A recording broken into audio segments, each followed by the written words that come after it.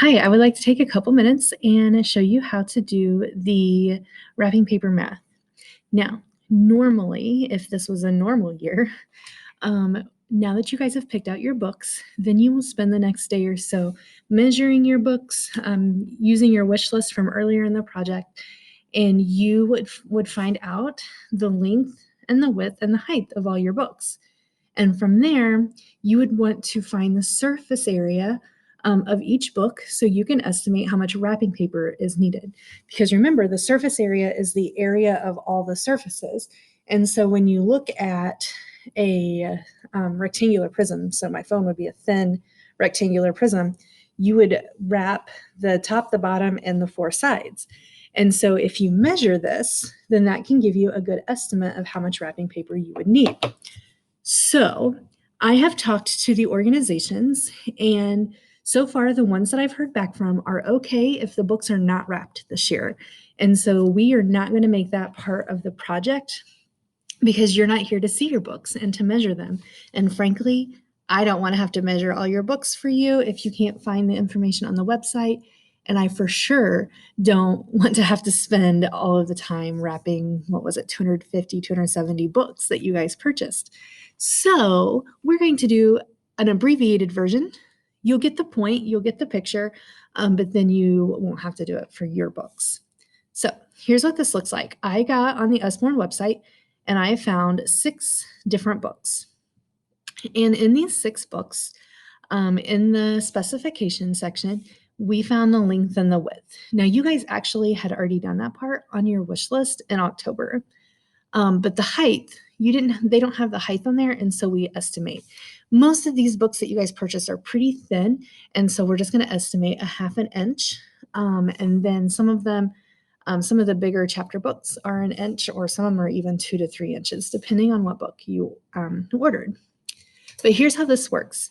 So if you know your length, your width, and your height, you're going to use the formula that's right here. Surface area equals 2 times length times width. Now you'll notice that lots of these have fractions. And so since we're talking wrapping paper and we're estimating, I am okay if you just always round up. So when I put it in the formula, instead of putting 6 3/4, I put 7. And instead of putting 9.5, I put 10. And then when we get over here to the height one, instead of putting a half, I put 1. So I would rather buy too much wrapping paper than not enough. And so I always support on this worksheet rounding up to the nearest integer, the nearest whole number, and then that way it'll be easier for you to do the math. So you're going to follow the formula 2 times your length. So the length was 6 3/4, so we use 7 times your width, round that up to 10, plus 2 times your width, round that up to 10, times your height, round that up to 1, plus 2 times length, so 7 times height, which is 1. Now, I put parentheses around the 3 different sections of these just so you can see, because remember, in the order of operations, you have to multiply before you add. So you'll multiply this together. 2 times 7 is 14, times 10 is 140. And then I just did the space bar over, so while I'm talking to you, you can see what I'm talking about. 2 times 10 times 1 is 20. 2 times 7 times 1 is 14. And then all of this is addition. So 140 plus 20 is 160, plus 14 is 174. Since it's area, it's inches squared. So the surface area for this one, so you're just recording your answer over here again, 174 inches squared. And then as far as age level and gender, that would be important if we were doing this, because once you're wrapping them, you would need to put the age level and the gender of the person on the name tags. But since we're not wrapping them, we don't even need to do the gift tags this year. So you can just leave this whole section blank. So you'll see I just put X's down to help remind you of that. So now there are 5 left for you to do on your own. I'll make this space a little bigger for you. And then at the end, you're going to find your total surface area of all of the books. And so you'll add that up, and that's your answer for here. Now, when you're wrapping, no one is a perfect wrapper, right? And so you like cover up some of the wrapping paper to fold it in. And so we're going to assume that you are overlapping half of it. So if you take your surface area times 1.5, it should make up for some of the overlap. Now, if you wrap presents like my 7-year-old, maybe that should be bigger because I'm pretty sure she has wrapping paper like galore. She has way too much. But when you get good at it, you can do it with a lot less. So we'll multiply it by 1.5.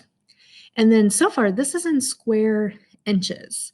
And so what we need to do is we need to convert it to square feet. Now, if we were going to take inch to foot, we would divide by 12. But think about it. We're not just taking an inch to a foot.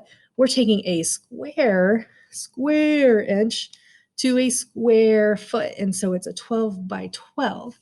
And so because of that, we're going to divide by 144. Once you do that, you will get your answer here. Each roll of wrapping paper, or at least the cheap ones that I would normally buy at Walmart, have 35 square feet. And so if your answer right here is less than 35 square feet, then you only need one roll to wrap these 6 books.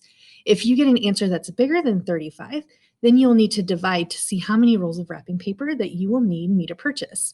And then just for fun at the end, because again, I'm not picking out wrapping paper for you this time, but if I was, what kind of design would you pick for the wrapping paper of the books that are going out to the different organizations? Would you want snowmen? Would you want candy cane? Would you want stripe? Would you want Santa?